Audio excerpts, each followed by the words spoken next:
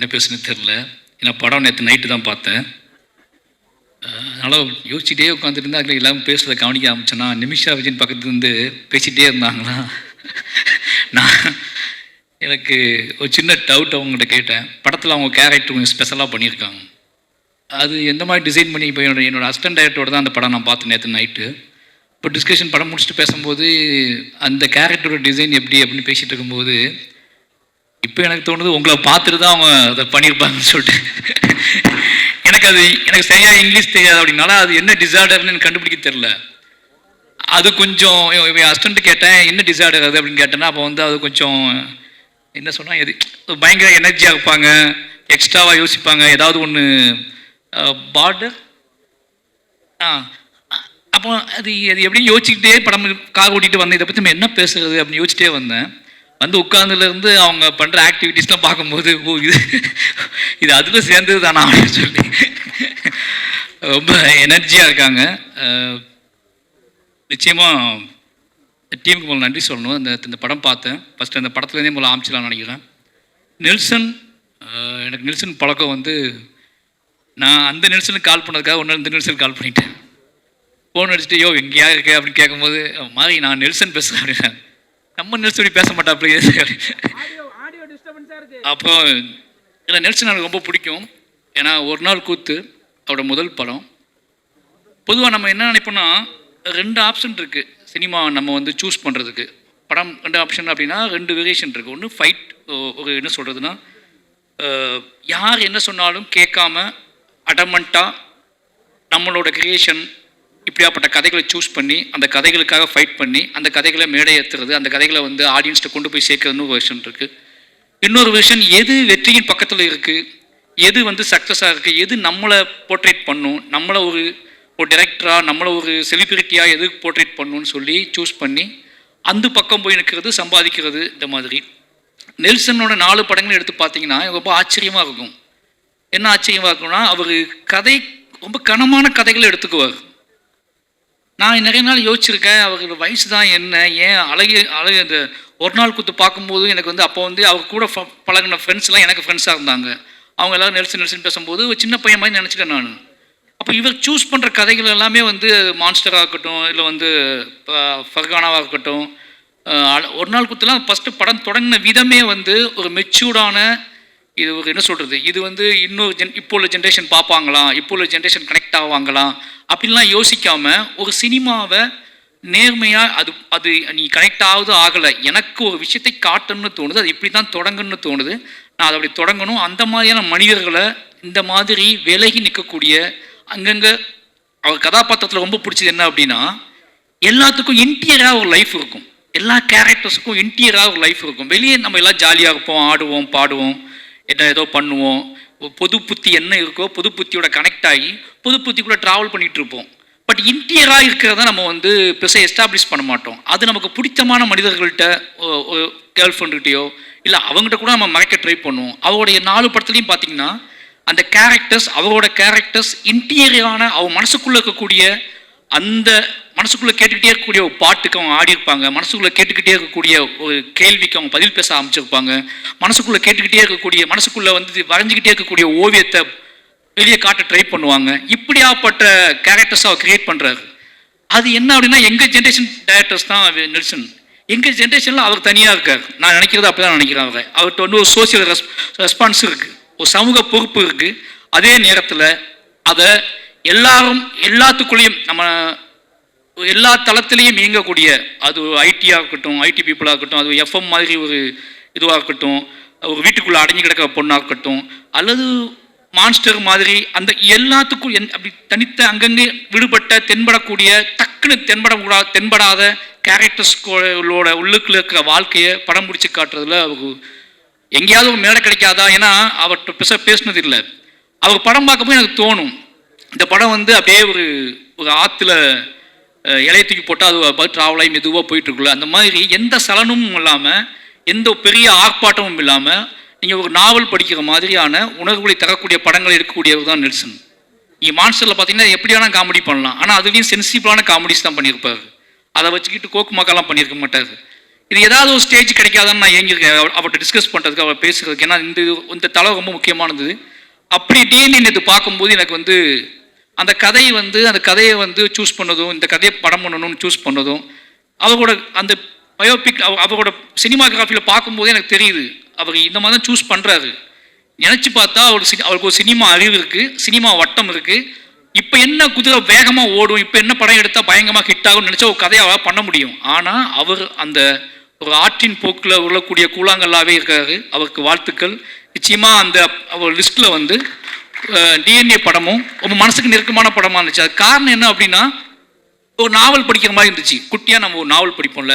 என் ஹஸ்டன்ட்டை கேட்டேன், எப்படா கேட்டால் எல்லாருமே ஒரு நாவல் படித்து முடிச்சோன்னே அவங்கள்ட்ட கேட்டோம்னா அவங்க அந்த அந்த ரியாக்ஷன் தான் கொடுப்பாங்க, எந்த பக்கத்தை பற்றி பேசுறது அப்படின்னு சொல்லி.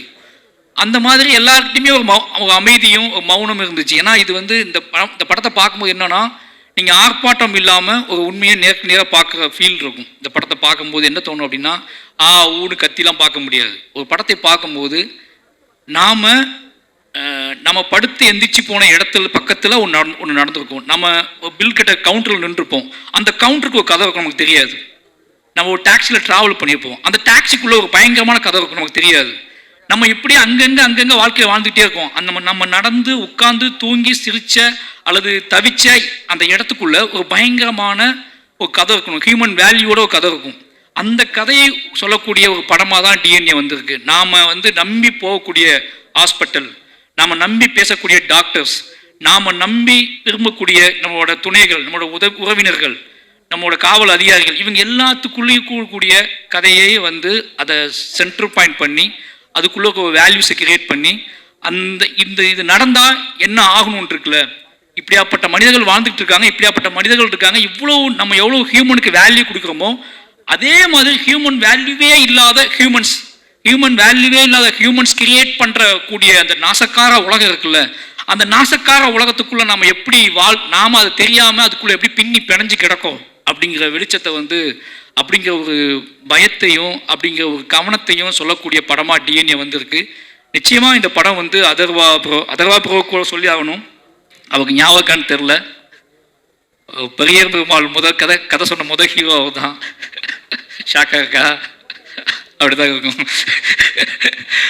வந்து பரதேசி பார்த்து முடிச்சுட்டு பெரிய பெருமாள் கதை எழுதி முடித்த உடனே இந்த யார்கிட்ட போகலாம் ஹீரோ அப்படின்போது, நான் முரளி சாரோட பயங்கரமான ஃபேன். இதேமே பாட்டு போய் நமக்காக அழுத ஒரு ஜீவன் அப்படின்னு சொல்லி, ஏன்னா ஒன் சைடு லவ் அதிகமாக பண்ண தலைவர், ஓகேங்களா. அது ஒன் சைடு லவ் அப்படிங்கிறது வந்து நம்ம நினைக்கிறோம் ஒன் சைடு லவ்னா சொல்லி அது ஏற்றுக்கொள்ளாத காதல் ஒன் சைடு லவ் கிடையாது. சொல்லவே எனக்கு நீ சொல்லணும் அவசியம் கிடையாது, எனக்கு ஒன்று பிடிக்கும் அப்படின்னு ஒரு நமக்கு கெத்தை கொடுத்தது முரளி சார் தான். அவர் ஒரு பையன் ஹீரோ ஆகிட்டான்னு சொன்ன உடனே, நான் பானா காத்தாடி வந்த உடனே பெரிய பெருமாளுக்குள்ளே வச்சு யோசித்த ஹீரோ நீங்கள் தான். ஏன்னா முரளி சார் பையன் நம்மள மாதிரி தான் இருப்பாப்புல, நம்மள மாதிரி தான் இருப்பாப்புல, இந்த கதைக்கு பயங்கரமாக ஆப்டா அப்படின்னு சொல்லி மீட் பண்ணலாம் செஞ்சேன், கதை சொன்னேன். பட் ஏதோ ஒரு அவரோட பிஸி ஷெடியூலில் அந்த கதை கிளிக் ஆகலை. சொன்னால் நம்ப மாட்டீங்க, ரொம்ப ஃபீல் பண்ண அன்னைக்கு. ரசா முரளி சார் பையன் கதை பண்ணலையே, இப்போ யாரை வச்சு தான் படத்தை பண்ணுறது, வேற ஹீரோட்ட போயிடலாமா அப்படி. வேற ஹீரோ முரளி சார் பையனே ஒத்துக்கல இந்த கதையை. நம்மளை பார்த்து நம்ம இப்போவுமே இப்படி தான் இருக்கோம், அப்போ ரொம்ப மோசமாக இருப்போம். நம்மளை பார்த்து அவரே நம்ம டைரக்டர் நம்பலை, யார் நம்ப போகிறா அப்படின்னு சொல்லி பயங்கர அப்செட்டில் இருந்தேன். என் ஒய்ஃபிட்லாம் சொல்லியிருந்தேன் நான், அதர்வா கிளிக் பண்ணுறோம், பெரிய பெருமாள் வந்து அதர்வா தான் அப்படி சொல்லி. அது நடக்கலை. பட்டு எனக்கு தெரியும் ஒரு நாள் அவர்கிட்ட நான் ஞாபகப்படுத்தி சொல்லுவேன், இந்த பெரிய பெருமாள் உங்களுக்கு அதுக்கான சந்திப்பே நடக்கலை ரெண்டு பேத்துக்கும். ரொம்ப நாள் கழிச்சு இன்றைக்கி தான் நம்ம சந்திக்கணும்னு நினைக்கிறேன். அன்னைக்கு அப்புறம் எங்கேயாவது கிராஸ் பண்ணியிருப்போம். பட் ஆனால் பக்கத்தில் உட்காந்து எமோஷ்னலான ஒரு சந்திப்பு நடந்ததுன்னா இன்றைக்கி தான் நடந்திருக்கு. கிட்டத்தட்ட 7 வருஷம் ஆச்சு. அப்பவே இருந்து அவர் மேலே ஒரு பார்வை இருந்திருக்கு. அந்த பார்வையின் அடிப்படையில் நிச்சயமாக அவர் என்ன சொல்கிறதுனா, இன்னும் உயரம் போகக்கூடிய ஒரு நடிகர் தான். இன்னும் உயரம் போகக்கூடியனா, உயரமாக இருக்கிறனாலே கொஞ்சம் சுலவாக போகிறாரா எனக்கு தெரில, இன்னும் உயரமாக போகக்கூடிய நடிகர் தான். அவளுக்கான கெப்பாசிட்டி வந்து உடம்பு ஆற்றல், அதுக்குள்ளே ஒரு வேகம் எல்லாமே இருக்குது. டிஎன்ஏ நிச்சயமாக அவருக்கு ஒரு முக்கியமான படமாக இருக்குன்னு நம்புகிறேன். வாழ்த்துக்கள் ப்ரோ. அப்புறம் படத்தின் கதாநாயகிகள் 2 பேருமே நல்லா நடிச்சிருக்காங்க, அவங்களுக்கும் வாழ்த்துக்கள். நிமிஷா அதான் சொல்லிட்டு அவங்கள பற்றி முதல்ல. ஏன்னா உண்மையாகவே உங்களுக்கு ஒரு ஃபேன் தமிழ்நாட்டில் இருக்காங்க. ஒரு ஹீரோயினுக்கு ஃபேன் உருவாகுறது வந்து இதெல்லாம் நினச்சிட்டு இருக்க மாதிரி கிடையாது. அவங்க கொடுக்குற சித்திரம் இருக்குல்ல, வீட்டுக்கு போனதுக்கப்புறமும் நமக்கு அந்த பொண்ணோட உருவம் வந்து அகம் சொல்கிறது நான், ஓகேங்களா? அந்த கண்ணுக்குள்ளே தென்பட்ட ஏதோ ஒரு வெளிச்சமோ நம்ம வீட்டுக்கு போனதுக்கு அப்புறம் கூட நமக்கு தென்பட்டுகிட்டே இருந்துச்சு. நம்ம அந்த ஹீரோயினை தான் மனசுக்குள்ளே நினைக்கிறோம், ஓகேங்களா? அந்த கேரக்டர் தான் நம்ம மனசுக்குள்ளே நினைக்கிறோம். நான் நீங்கள் நம்ப மாட்டீங்க, நானும் இதே என் அசிஸ்டண்ட்டில் சொல்லியிருக்கேன். எந்த மாதிரி பொண்ணு வேணும் அப்படின்னு கேட்கும்போது நிமிஷா இருக்காங்கல்ல அவங்க மாதிரி. ஆனால் உங்கள்கிட்ட நான் வந்தது இல்லை, ஆனால் நான் என் அசிஸ்டண்ட் அடிக்கடி சொல்கிறது வந்து நிமிஷா இருக்காங்கல்ல அவங்கள மாதிரி ஒரு பொண்ணு தான் பெட்டராக இருக்கும்டா இப்படி சொல்லியிருக்கேன் நான். அப்படி சொல்லக்கூடிய இந்த மனிதர்களோட இயல்பான மனிதர்களுக்குள்ளே டக்குன்னு தென்படக்கூடிய ஒரு உருவமாக நீங்கள் இருக்கீங்க. ரொம்ப தூரத்தில் இல்லை, நீங்கள் எங்களுக்குள்ளே புழங்கிக்கிட்டு இருக்கக்கூடிய முகம், அதுக்கான திறன் எல்லாமே உங்கள்கிட்ட இருக்குது. வாழ்த்துக்கள். நீங்கள் இன்னும் நிறைய படம் பண்ணுறதுக்கு வாழ்த்துக்கள். அப்புறம் தலைவர் நம்ம அம்பேத்கர் வந்து ரொம்ப பெருமையாக இருக்குது, எனக்கு ரொம்ப ஆச்சரியமாக இருக்குது. என்ன சொல்கிறதுன்னா 10 படம் நேற்று தான் லிஸ்ட்டு சொல்லிட்டு இருந்தார். எனக்கு ஷாக் ஆகிடுச்சு, இவ்வளோ படமா அப்படின்னு சொல்லி. ஏன்னா இப்போ என்னோடய ஒய்ஃப் சொல்லுவாங்க, நீ அரசியல் பேசுது, சினிமாவில் பேசு, இது பண்ணு, எழுதுதான் ஓகே, பட் ஆனால் அரசியல்வாதி மாதிரி யோசிச்சிடாத அப்படிம்பாங்க. அரசியல்வாதி மாதிரி யோசிச்சு ஏதாவது மேடையில் கைப்பற்றிடாத, மேடையில் பேசிடாத. அந்த அரசியல்வாதி தன்மை வந்துடுச்சு அப்படின்னா உன்னால் சினிமாவுக்குள்ளே கிரியேட்டிவிட்டி நீ இழந்துடுவேன் அப்படின்னு சொல்லிகிட்டே இருப்பாங்க. உனக்குள்ளே இருக்கிற வாழ்க்கை, இந்த வாழ்க்கைக்குள்ள ஒரு அரசியல் இருக்குது. அந்த அரசியல் உன்னோட கலைத்தன்மையை, கலை ஒரு ஆங்காரம் இருக்குது, அந்த ஆங்காரத்துக்கு நீ வேலை செஞ்சுக்கிட்டு இருக்கு. ஆனால் அரசியல்வாதிக்கிட்ட அந்த ஆங்காரம் இருக்குமான்னு தெரியாது. ஏன்னா அது ஒரு மேடை, அது மக்களை, மெயின் ஸ்ட்ரீம் மக்களை நோக்கி கவரக்கூடிய, மெயின் ஸ்ட்ரீம் மக்களை கவரக்கூடிய மட்டும் கிடையாது, மெயின் ஸ்ட்ரீம் மக்களை தனக்கான ஆட்களாகவே மாற்றக்கூடிய அரசியல்வாதி பாயிண்ட் ஆஃப் வியூ. தனக்கான மக்களாக மாற்றக்கூடியது கிடையாது கலை. இந்த மக்களை சமூகத்துக்கான மக்களாக மாற்றக்கூடியது தான் கலை. அப்போ அரசியல்வாதியாக மாறினா சினிமா போயிடுங்கும்போது ஒருத்தர் அரசியல்வாதியாக வந்து 10 படம் பண்ணியிருக்காரு. இந்த 10 படமும் நல்ல நல்ல படங்கள் பண்ணியிருக்காரு. அவர் சொன்ன லிஸ்ட்டே நான் நேற்று தான் கேட்டேன். எனக்கு கழுவேத்தி முகன் உங்கள் படம்னு தெரியாது, எனக்கு அதுவே ஆச்சரியமாக இருந்துச்சு. அப்போ ஜிப்சி, மணங்குத்தி பறையெல்லாம் பண்ணியிருக்காரு. மணங்குத்தி பறை பண்ணியிருக்காரு, ஜிப்சி பண்ணியிருக்காரு, கழுவேத்தி முகன் பண்ணியிருக்காரு, டாடா பண்ணியிருக்காரு. இன்னைக்கு எல்லாருமே நல்ல டேரக்டராக இருக்காங்க. ராஜமுருகனை வந்து ஜிப்சி பண்ணதுக்கப்புறம் அந்த மாதிரி ஒரு கான்செப்டை அவ்வளோ ஆர்டிஸ்டிக்காக எடுத்துருப்பாங்க அந்த படத்தை.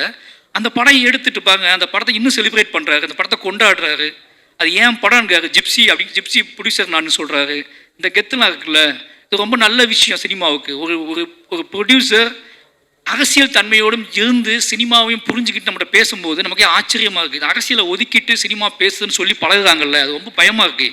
ஏன்னா அவங்க நல்லாவே தெரியும் சினிமாவில் முடிச்சக்கப்போ எல்லாம் அரசியல் தான் போகிறாங்க. ஆனால் இப்போ தொடக்கத்தை நம்மகிட்ட என்ன சொல்லுவாங்கன்னா, அரசியல் மட்டும் வேணாம் தலைவா அப்படிங்க பேசும்போது எங்கள் ஆச்சரியமாக இருக்கும். அப்படி பேசின ஆட்கள் எல்லாருமே இன்றைக்கி அரசியல் தான் போகிறாங்க. அப்போ அரசியல் இல்லாமல் எங்கள் வாழ்க்கை இல்லைன்னு நமக்கு நல்லாவே தெரியும். அப்போது இந்த சினிமாக்குள்ளே பேசும்போது மட்டும் கொஞ்சம் அப்படியே கிடனா இருந்து பேசுவாங்க. ஆனால் ஒரு எம்எல்ஏ மக்களோட புழஞ்சிக்கிட்டு இருக்க ஒருத்தர் கிட்டத்தட்ட 10 வருஷம் எம்எல்ஏவான 10 வருஷம் எம்எல்ஏ துணிஞ்சு நம்புறாரு அடுத்த போய் எம்எல்ஏ தான்னு. அவர் வந்து படங்களை இருக்கிறாரு. இப்போ யோசிச்சு பார்க்கும்போது டிஎன்ஏ கதைவை நேற்றே என்கிட்ட சொல்லிட்டாரு, இந்த படம் நல்ல படம் தம்பி அப்படின்னாரு. நீ பார்த்துட்டு சொல்லு தம்பின்னு கூட அவர் சொல்ல என்கிட்ட.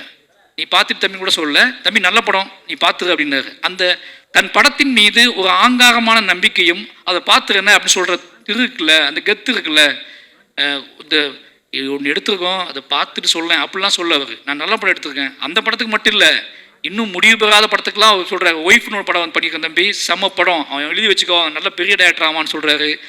அப்போ டாடா டேரக்டர் சொல்கிறாரு, அவன் எங்கேயோ போய் மாட்டிக்கிட்டான், நான் தான் டேரக்டர் ஆக்கினேன், அவனை கூப்பிட்டு அடுத்த படம் கொடுக்கணும்னு ரெடி பண்ணணும்னு சொல்லி எல்லாத்தையும் பற்றி பேசிக்கிட்டு ஆளாக இருக்காரு. அப்படியே நம்மளையும் பிடிச்சதாப்புல, நீ எப்போ சொல்லு அப்படிங்காப்புல. நான் சொன்ன போச்சு உள்ளே வச்சு பூட்டிட்டாங்க, சாவி யார் வச்சுருக்கானே தெரில அப்படின்னு சொல்லிட்டேன். என்னோட சாவி யார் வச்சுருக்கானே தெரில, உள்ளே வச்சு பூட்டிட்டாங்க, நான் உள்ளேருந்தே படம் பண்ணிக்கிட்டு இருக்கேன் அப்படின்னு சொல்லிட்டேன். அதனால் இந்த மாதிரி ப்ரொடியூசர்ஸ் கிடைக்கிறது பெரிய விஷயம். சூப்பர்ண்ணே, ரொம்ப நன்றி. ஏன்னா இந்த டீம் பார்த்தீங்கன்னா நம்ம எந்த ஃபங்க்ஷனுக்கு போனாலும், ஏதோ ஃபங்க்ஷனுக்கு போவோம், நம்ம படம் கிடையாது அப்படின்னு போவோம். அந்த ஃபங்க்ஷனுக்கு போய் உட்காந்துக்கப்புறம் தான் தெரியும், உட்காந்துக்கவங்க ஃபுல்லாக நமக்கு ரொம்ப நெருக்கமானவங்களாக இருப்பாங்க. அப்படி இந்த மேடையில் ஃபுல்லாக பாலசக்திவேலன் இருக்காரு. ஆனால் செம்மையாக நடிச்சிருக்கீங்க. அது என்னமோ தெரில, உங்களை பார்த்துட்டு தான் எல்லா கேரக்டருமே இப்போ பாலசக்திவேலனை பார்த்துட்டு சில கேரக்டர்ஸ்லாம் உருவாக்குறாங்க. இந்த தோற்றத்தோட, மனிதத்தன்மையோட, இந்த ஒரு நேர்மை வேணும் அப்படின்னா அந்த நேர்மைக்கான தோற்றம் என்ன அப்படின்னா, அந்த நேர்மைக்கான தோற்றம் நெளிவு சுழிவோட குலைவாகவே யாரை பார்த்தாலும் உடனே கட்டிப்பிடிக்கிற, உடனே தோல் மேலே கை போடுற ஒரு உருவம் வேணும் அப்படின்னா பாலசக்திவேலன் கூப்பிடு அப்படிங்கிற இடத்துக்கு வந்துடுச்சு சினிமா. அப்போது சுப்பிரமணிய சிவன் எவ்வளோ கோவப்பட்டார் பார்த்தீங்களா? யாராவது மாறினீங்க கொன்று அப்படின்னு சொன்னார்ல. அப்படி தான் படத்தில் அவர் தொடங்குற பாயிண்ட்டு, அவர் தொடங்கின புள்ளி, கடைசியில் போய் படம் முடியும் போது அவர் இருந்த இடம் எல்லாமே மாசாக இருந்துச்சுன்னு வாழ்த்துக்கள். இப்போ சேத்தன் சார், நிறைய பேர், இவங்க எல்லாருமே எனக்கு அப்போட லிரிக்கிஸ்ட் இவர் அதிஷாவை பற்றி சொல்லி ஆகணும். அது ரொம்ப சந்தோஷம் எனக்கு. ஏன்னா இந்த மாதிரி ரைட்டர்ஸ் வரும்போது என்ன நடக்கும்னா, எனக்கு ரொம்ப நம்பிக்கை இருக்குது. நம்ம படத்தை கேள்வி கேட்டு, நிறைய படங்களை கேள்வி கேட்டு, நிறைய படங்களை ஒன்று எதிர்பார்ப்பாங்க. அவங்க ரைட்டர்ஸாக மாறும்போது நாம மற்ற படங்கள்ட்ட என்ன எதிர்பார்த்தோம், அப்போ நம்ம படங்களுக்குள்ளே என்ன கொடுக்கணும் அப்படிங்கிறத முடிவு பண்ணி வேலை செய்யக்கூடிய எழுத்தாளர்கள் உள்ளே வந்தால் சினிமா நல்லாயிருக்கும். அப்படி அதிஷா நிறைய படங்களை விமர்சிச்சிருக்காருன்னு நினைக்கிறேன். நிறைய படங்கள் என்ன படம் எடுக்கிறீங்க அப்படிலாம் பேசியிருக்காரு. ஓகேங்களா, நிறைய படங்களை கலாய்ச்சி விட்ருக்காப்புல. இன்றைக்கி அவர் படம் எடுக்க வந்துக்காருன்னா அந்த எல்லாமே மனசில் ஓடும். ஓகேங்களா, அப்போ எல்லாம் மனசுக்குள்ள ஓடுங்கும்போது என்ன வேண்டாம், எது இந்த சமூகத்துக்கு அவசியமற்றது, இது சந்தோஷமாக இருக்கலாம், ஜாலியாக இருக்கலாம், ஆடலாம், பாடலாம், கொண்டாடலாம், காதலிக்கலாம், ரொமான்ஸ் பண்ணலாம், எதுவும் பண்ணலாம், ஆனால் எப்படி இதை கொடுத்துடக்கூடாது அப்படிங்கிற தெளிவும் ரைட்டர்ஸ்ட்டு இருக்குன்னு ஆகணும். அவர் எதை நம்ம புஷ் பண்ணி கொடுத்துடக்கூடாது அப்படின்னு சொல்லி அவர் அந்த படத்தில் வேலை பார்த்துக்கிறதே எனக்கு இப்போ தான் தெரியும்.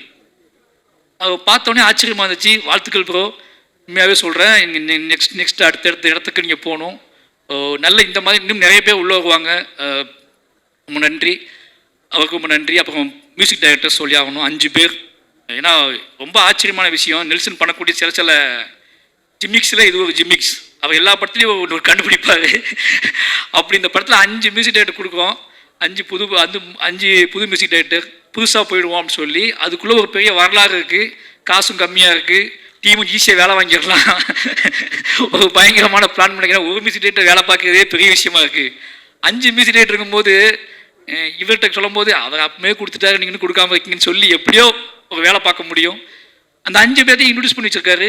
சூப்பர் ப்ரோ, ரொம்ப நன்றி. ஏன்னா அந்த 5 பேரும் சந்தோஷமாக இருக்காங்க. அந்த 5 பேத்துக்குள்ளே ஒரு கனெக்டிவிட்டி இருக்குது. ஒரு படத்துக்குள்ளே இது நம்ம படம், ஒரு 5 மியூசிக் டைரக்டர் சொன்னால் அந்த படம் எப்படி வச்சுப்பாங்க, இது ஏன் படம், அந்த படம் ஓடணும்னு 5 மியூசிக் டைரக்டர் நினைக்கிறது. ஒரு 5 இல்லை 6 பேர், தலைவர் இருக்காப்புல, ஜிப்பான் அண்ணன் இருக்காப்புல. ஜிப்பான் எனக்கு ரொம்ப பிடிக்கும். அவரோட வாகேஷோடவா மியூசிக் படம் பார்த்துட்டு அந்த மியூசிக் முதல்ல கேட்கும் போது இந்த படம் பார்த்தே அவனை நம்ப வச்சு ஜிப்பான்னு அவருக்கு ரொம்ப நன்றி சொல்லணும். ஏன்னா அவர் இந்த 5 புது மியூசிக் டைரக்டர் பண்ணியிருக்க இடத்துல அவர் நான் பண்ணி கொடுக்கன்னு பண்ணது சூப்பர், ரொம்ப வாழ்த்துக்கள். அப்புறம் என்னோட லிரிக்கிஸ்ட்டு கார்த்திக் நேத்தா, அவரோட நான் ஒர்க் பண்ணல. என்ன ஒர்க் பண்ண முடியுமான்னு தெரில, இதான் நிஜம். எங்கள் ரெண்டுத்துக்கு அவ்வளோ பெரிய வாழ்க்கை இருக்குது. நான் உண்மையாகவே ஒரு கவிஞனோட படம் எடுக்கணும், கவிஞனோட வாழ்க்கை வரலாற்றை நான் எடுக்கணும்னு ஆசைப்பட்டேன்னா நான் கார்த்திக் நேத்தா கதையை நான் எடுப்பேன். ஏன்னா தமிழ் வாழ்வோட கொந்தளிப்பு, ஏமாற்றம், அவமானம், கனவுகள், என்ன சொல்கிறது, ஒரு நிதானமற்ற தன்மை, ஏக்கம், வெறி, எவனுமே இந்த உலகத்தில் எனக்கு வேணாண்டா அப்படின்னு நினச்ச ஒரு வாழ்வு, இன்னைக்கு எல்லாருமே எனக்கு வேணும் அப்படின்னு நினைக்கிற விருப்பம், இது எல்லாமே நிரம்ப பெற்ற ஒரு கவிஞன் கார்த்திக் நேத்தா. 2 பேத்துக்குள்ள அண்ணன் தம்பி ரிலேஷன்ஷிப், அண்ணன் தம்பியாக வாழ்ந்துருக்கோம், அண்ணன் தம்பியாக 2 பேரும் சண்டை போட்டிருக்கோம், அண்ணன் தம்பியாக ரோட்டில் விழுந்திருக்கோம், பேசியிருக்கோம், பயந்துருக்கேன் நான் அவரை பார்த்து ஒளிந்த தருணங்கள் நிறைய. ஆனால் இன்னைக்கு அவரை பார்க்கும்போது இந்த ஸ்டேஜில் நீ என்ன நினச்சிக்கோ, இந்த ஸ்டேஜில் நான் கம்பீரமாக உணர்ந்த ஒரு இடம் கார்த்திக் அண்ணனை பார்த்தது தான். அவர் நடந்து வந்ததும், கம்பீரமாக நின்றதும், அவர் உடல் வாகும் இப்போ எப்படி இருக்குன்னு பார்க்கும்போது வாழ்க்கை இவ்வளோ பெரிய மாற்றத்துக்கு உட்பட்டது தான் வாழ்க்கை. நாம் ஏன் இன்னும் மாற முடியும் தம்பி, அதெல்லாம் மாறாது தம்பி, இதெல்லாம் செய்ய முடியாது தம்பி, அதெல்லாம் பண்ண முடியாது தம்பி, எப்பேற்பட்ட மாற்றத்தை கிரியேட் பண்ணி இன்னைக்கு முத்தமலை பாட்டு இன்னைக்கு கேட்கும் போது ஒருத்தர் இவ்வளவு நிதானமும், உறவுகளின் மீது, அன்பின் மீது, பேரன்பின் மீது இவ்வளவு நிதானம் அப்போ அந்த மாதிரியான ஒரு காட்டாற்று வெள்ளம் மாதிரி வாழ்ந்த ஒரு ஆள் இன்னைக்கு ஒரு நிதானமாக இவ்வளோ இவ்வளோ பாடல்களை உருவாக்க முடியுது, அதை இவ்வளோ தெளிவாக கொடுக்க முடியுதுன்னா தமிழ் வாழ்வில், நம்மளோட இலக்கியத்தில், நம்மளோட அன்பில் எல்லாமே இருக்குது. நாம் கொஞ்சம் லேட், சில மனிதர்கள் சில தாமதமாக வருவாங்க, சில மனிதர்கள் இன்னும் பிரளயமாக அவங்க மனம் போன போக்கில் ஒரு வாழ்க்கையை வாழ்ந்துட்டு அதுக்கப்புறம் தெளிவு பெற்று நம்மகிட்ட சேருவாங்க. நாம் அது வரைக்கும் பொறுத்திருக்க வேண்டியிருக்கு. தயவு செஞ்சு சொல்கிறேன், இந்த மாதிரி கார்த்திக் நேத்தான மாதிரி நிறைய பேர் இருக்காங்க. நாம் என்னமோ அவனை உதாசீனப்படுத்திட்டு இவன் உருப்படவே மாட்டான்னு நினச்சிருவோம். ஆனால் அவன் கிளம்பி வந்தாங்கன்னா, அவங்க மாறினாங்கன்னா, அதுக்கப்புறம் தமிழ் இலக்கியமும் தமிழ் சினிமாவும் மாற போகிற இடம் இருக்குல்ல, அது பயங்கரமாக இருக்கும்னு நினைக்கிறேன். அப்படியான ஒரு வாசலை கார்த்திகேயனை திறந்து வச்சிருக்காரு. அப்புறம் தோழர் உமாதேவி, அவங்க கூட இன்னும் ஒர்க் பண்ணல. இதுக்கான காரணம் என்ன அப்படின்னா, கோபம் கூட இருக்கும், டேய் படமே கொடுக்க மாட்டேன்றீங்க. ஆனால் ரீசன் என்ன அப்படின்னா, என்னோட வாழ்வு, நான் என்னோட கம்போசர்கிட்ட நான் உட்காந்து வேலை செய்யும்போது நானே சில வார்த்தைகள் சொல்லுவேன், அப்படியே வந்துடும். இப்போ நானே சில நாள் எழுதிடுவேன், தவிர்க்க முடியாமல் சில மியூசிக் டேரக்டர்ஸில் கொடுப்பேன். எனக்கு என்னென்னா, எனக்கு ஏதோ எழுத்து சம்மந்தமாக நான் வந்து அது என்னோட பாயிண்ட் ஆஃப் வியூவாக இருக்குன்னு ஆசைப்படுறதுனாலேயே எனக்கு என்னமோ தெரியல, அப்படி போயிடுது. எழுத்து தான் என்னை உருவாக்கிச்சு, எழுத்துச்சா என்னை செதுக்கிச்சு அப்படின்னாலேயே இன்னொருத்தர் கூட அதை ஷேர் பண்ணி அதை சொல்லி வரக்கூடிய எனக்கு டக்குன்னு தூங்கி எந்திரிச்சோடனே என்ன தோணுதோ அதை டக்குன்னு நான் அது திரைக்கதையாவோ கதையாகவோ எடுத்துக்குவேன். நான் வந்து திரைக்கதைக்கும் டீம் வைக்கல, என்கிட்ட லிரிக்குக்கும் பெருசாக நான் டீம் வைக்கல. அதுக்காக காரணம் இதுதான், எனக்கு ஒன்று தோணும் அதை டக்குன்னு போயிடுவேன். ஆனால் நிச்சயமாக இவங்கெல்லாம் பிடிக்கவங்கெல்லாம் பார்த்து பிரமிச்சிருக்கேன் நான். அப்படியாப்பட்ட எல்லா மனிதர்களும், முத்தமிழ் அவர் நான் ஒர்க் பண்ணதே இல்லை, ஆனால் சந்தோஷ் நாயகன் அவங்களை பற்றி சொல்லிட்டே இருப்பார். இப்படி எல்லா டீமுமே ஏன் ரொம்ப நேரம் பேசணும் தப்பாக நினைக்காதீங்க, இவங்க எல்லாருமே இந்த டிஎன்ஏ படம் வந்து எல்லாருமே ஜெயிச்சே ஆகணும். நெல்சன் நிச்சயமாக ஜெயிச்சே ஆகணும். வெற்றி அப்படிங்கிறது என்ன தெரியுமா உங்களுக்கு? அவர் நிம்மதியாக படம் ரிலீஸ் ஆன நைட்டு நிம்மதியாக தூங்குறது, வெற்றி வேறு ஒன்றுமே கிடையாது. நைட்டு நிம்மதியாக போய் குழந்தைக்கு முத்தம் கொடுத்து ஒய்ஃபோட டின்னர் சாப்பிட்டு நைட்டு நிம்மதியாக தூங்கி காலை எழுந்திரிச்சு மறுபடியும் ஃபஸ்ட் ஷோ போகிறதுக்கு இல்லை, அந்த முதல் நைட்டு சந்திக்கிறதுக்கு இல்லை, படம் ரிலீஸ் ஆன நைட்டு அன்னைக்கு நண்பர்களை பிரியமானவர்களை எல்லாம் சந்தித்து உரையாடி கொண்டாட்டமாக நம்ம வாழ்க்கை நாம் ஒன்று செஞ்சோம், அது சரியாக இருந்துச்சுன்னு நம்பி ஒருத்தன் தூங்குறதுக்குல, அது ரொம்ப முக்கியமானது. அப்படியாப்பட்ட பெரிய வெற்றி நெல்சனுக்கு வாய்க்கட்டும். அப்புறம் திங்மி சந்தோஷ், இந்த இடத்துல நான் அவரை முந்திட்டேன், அவர் இன்னும் படம் பார்க்கலன்னு நினைக்கிறேன், நான் பார்த்துட்டேன். அதனால் வந்து இந்த படத்தை ரொம்ப சின்ன படங்களுக்கு நிறைய சப்போர்ட் பண்ணக்கூடிய ஒரு முகமாக இருக்காரு, அவருக்கும் வாழ்த்துக்கள். திங் மியூசிக் டிஎன்ஏ படத்துக்கு பயங்கர சப்போர்ட் பண்ணோம். அப்புறம் இந்த பாடலை வெளியிட்டவர்கள் ரொம்ப ஆச்சரியமாக இருந்துச்சு. ஏன்னா அவர் அண்ணன் சொன்னார், இவங்க தான் வாங்கணும் தம்பி, இவங்க தான் பண்ணணும் தம்பி மேடையில் அப்படின்னு சொல்லி. சினிமாவை விட்டு ஒதுங்கி வீட்டுக்குள்ளே பூட்டி வச்சு படித்தவங்க தானே நீங்கள்? அதான் சினிமா பார்க்காத கெட்டு போயிடுவேன்னு சொல்லி அப்படி இல்லையா? சரி, அப்போ நல்ல விஷயம்தான். சினிமா பார்த்தும் நல்ல சினிமா பார்த்துருக்காங்க. ஓகே, நல்ல சினிமா பார்த்து வாழ்க்கையிலையும் பெருசாக படிப்புலையும் சரி பெருசாக ஜெயிச்ச இவங்க 2 பேர்த்துக்கும், டிஎன்ஏ டீமுக்கு வந்து சப்போர்ட் பண்ண இவங்க 2 பேர்த்துக்குமே நன்றி, வாழ்த்துக்கள். நிச்சயமாக இந்த டிஎன்ஏ படம் எல்லாத்துக்கும் சந்தோஷத்தையும் நிம்மதியும் கொடுக்கக்கூடிய, கொண்டாட்டத்தையும் கொடுக்கக்கூடிய படமாக இருக்கட்டும். வந்திருந்த அனைவருக்கும் என்னோட நன்றியும் அன்பும். தேங்க்யூ.